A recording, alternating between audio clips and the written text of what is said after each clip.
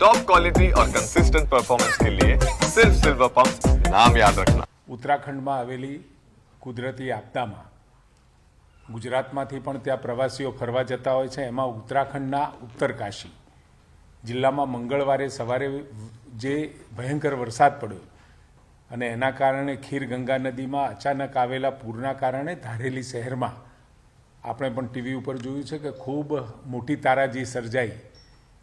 એ તારાજીમાં સતત ટૂર ઓપરેટરો દ્વારા અને ત્યાંથી પણ આપણને જે સમાચાર મળ્યા એ પ્રમાણે કુલ 141 જેટલા આપણા ગુજરાતીઓ જુદા જુદા જિલ્લાઓમાંથી અને જુદા તાલુકાઓમાંથી ત્યાં ગયેલા હતા અને એ તમામ લોકો અત્યારે સુરક્ષિત છે.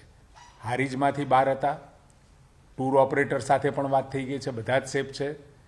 ત્યાં એને ઉત્તરાખંડની સરકાર અને એસસીઓસી એટલે ઇમરજન્સી ઓપરેશનલ સેન્ટર દ્વારા આપણું ઓપરેશનલ સેન્ટર ઇમરજન્સી સતત સંપર્કમાં છે. તમામ લોકો સહી સલામત છે. ભાભરના પણ 10 લોકો કલેક્ટર સાથે પણ વાત થઈ છે અને ત્યાં પણ ઉત્તરાખંડની સરકાર સાથે પણ વાત થઈ છે. ત્યાં પણ સેફ અને સલામત છે.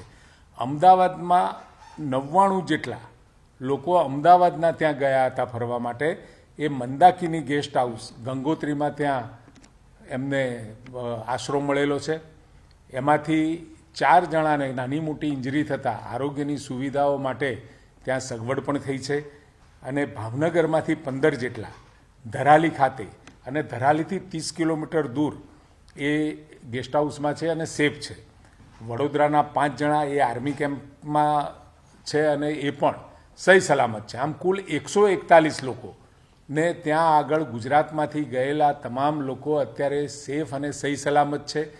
રાજ્ય સરકાર સતત ઉત્તરાખંડની સરકાર સાથે સંપર્કમાં છે અને આ તમામ લોકોને મેડિકલ આસિસ્ટન્ટથી લઈ અને તમામ સગવડો ત્યાં ઉત્તરાખંડની સરકાર આપી રહી છે.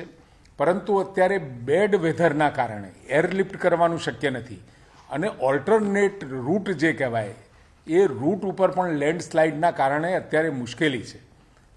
એટલે 1-2 દિવસમાં વાતાવરણ ક્લિયર થશે એટલે ઓલ્ટરનેટ રૂટ અને એરલિફ્ટ દ્વારા એ લોકોને પાછા લાવવાની જે વિકલ્પ ખુલ્લો મળશે એના દ્વારા આપણે પાછી લાવવાની વ્યવસ્થા કરીએ છીએ.